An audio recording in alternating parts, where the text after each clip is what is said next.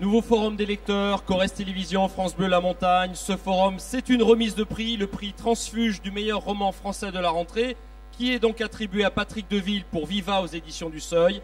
Et ce forum est présenté par Oriane Jancourt du magazine Transfuge. Oui, nous sommes ravis. C'est la première fois que nous remettons ce prix du meilleur roman français, Transfuge, et nous avons donc décidé de le remettre à Brive, et pour cause, puisque Brive, c'est aussi la fin de la rentrée littéraire, l'apothéose de la rentrée littéraire. Donc Patrick Deville, vous étiez un de nos auteurs en couverture en septembre, donc on est ravis. Vous étiez avec Antoine Volodine. On est ravis de vous remettre ce prix. En un mot, est-ce que vous pouvez nous dire un mot sur Viva, qui est donc ce roman, ce meilleur roman français pour nous de la rentrée? Oui, bonjour, je remercie immensément Transfuge. Mon éditeur est allé un peu vite en besogne en faisant le bandeau, puisque c'est écrit meilleur roman de l'année 2014. Je présente mes excuses à ceux qui ont publié entre janvier et juin. S'agissant de mon Viva, le personnage principal en est le Mexique. C'est un roman sans fiction, ce sont des vies emmêlées. C'est fait un peu comme une fresque murale à la mexicaine de Diego Rivera, c'est-à-dire qu'il y a tous les personnages simultanément avec des histoires qui vont de 1860 à février 2014 et principalement Malcolm Lowry et Léon Trotsky. Absolument, et vous l'avez dit, Malcolm Lowry et Trotsky, on retient les deux. L'un est l'homme politique, l'homme d'action qu'on connaît.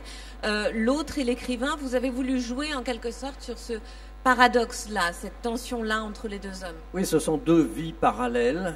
Il y en a beaucoup d'autres. Il y a tous ceux qui défilent au Mexique. Il y a Antonin Artaud, André Breton, Beethoven, pour ceux qui connaissent Le Trésor de la Sierra Madre, ce film de John Huston qui est un roman de Beethoven avant. Mais les deux personnages principaux en parallèle sont l'écrivain britannique Malcolm Lowry qui arrive au début de novembre 1936 au Mexique, uniquement parce que les alcools y sont moins chers, mais qui progressivement écrit d'abord une petite nouvelle qu'il intitule Under the Volcano, et puis finalement il en prend pour 10 ans, et en 10 ans il va écrire l'un des plus grands chefs-d'œuvre de la littérature du XXe siècle, Au-dessous du volcan. Et quelques semaines après la première arrivée de Malcolm Lowry au Mexique, arrive Trotsky, qui était en Norvège avec sa femme, Natalia Ivanovna Sedova, qui était au bord d'être assassiné ou bien par la Gestapo de Hitler ou bien par le GPU de Staline, et qui a la vie sauve parce que Diego Rivera, le peintre, convainc le président de la République du Mexique de lui accorder un visa, un viva.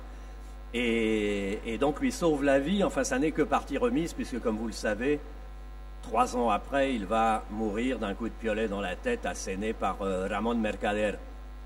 Et donc ce sont des histoires à la fois politiques, poétiques, artistiques, mais qui entremêlent évidemment la raison et la passion, puisque Léon Trotsky, qui a 57 ans quand il arrive, quasiment... et finalement, voilà, Diego Rivera lui a sauvé la vie et il ne trouve rien de plus étonnant que de tomber follement amoureux de la compagne de l'homme qui lui a sauvé la vie, Frida Kahlo, et ils vont vivre une passion amoureuse pendant 6 mois. Et voilà, c'est toute cette petite bande. Il y a aussi Tina Modotti, qui est une immense photographe, dont la vie est retracée dans ce livre. Sans fiction, encore une fois, comme je le disais, ce sont simplement, c'est la construction qui est...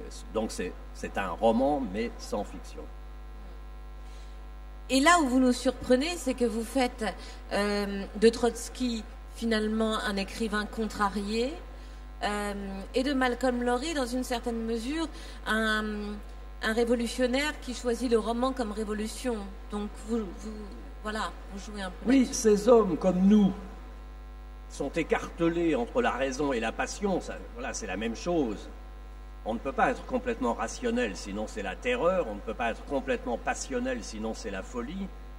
Mais donc il y a ce grand écart entre la raison et la passion, et puis cet autre grand écart, cette grande question qui se pose à nous également tous les matins, de savoir si nous devons agir ou ne pas agir dans l'histoire. Et donc d'un côté, il y a Malcolm Lowry qui n'agit pas dans l'histoire, qui s'enferme pendant 10 ans dans ses chambres d'hôtel, ses cabanes, qui est mis en prison pour ivrognerie, etc., et qui n'agit pas dans l'histoire, mais va écrire ce chef-d'œuvre.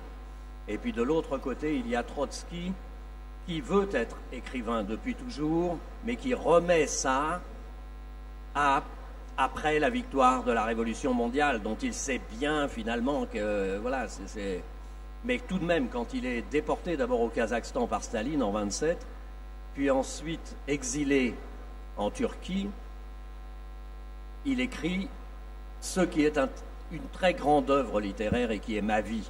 Et il devient tout de même l'écrivain russe qu'il voulait être.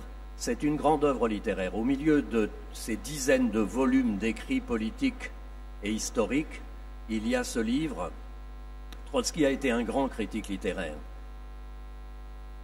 Et on peut être écrivain et critique littéraire comme Oriane Jancourt. Et donc il y a quelque chose qui est au-delà de la politique, et Trotsky le sait, est la littérature. Et donc voilà, on peut croiser d'un côté Trotsky est l'un des premiers à lire Le voyage au bout de la nuit de Céline en 1932, il le lit en français et il écrit un papier enthousiaste. Et vous voyez que ça n'est évidemment pas pour des raisons historiques ou politiques, mais il voit bien que Céline est un génie littéraire. Et de l'autre côté, il y a ces quelques phrases que je cite de François Mauriac, grand écrivain catholique de droite, qui écrit un papier enthousiaste après la lecture de Ma vie, et qui place Trotsky au rang des plus grands écrivains russes, à côté du premier Gorky, à côté de Tolstoï, ce qu'il fut réellement aussi. Voilà.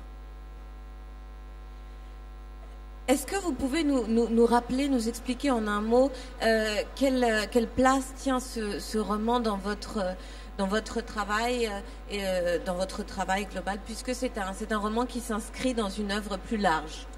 D'un mot, puisqu'on va aller déjeuner, mais en effet, ces livres qui sont tous indépendants les uns des autres, qui peuvent se lire dans un ordre ou un autre, néanmoins s'inscrivent dans un projet de longue haleine.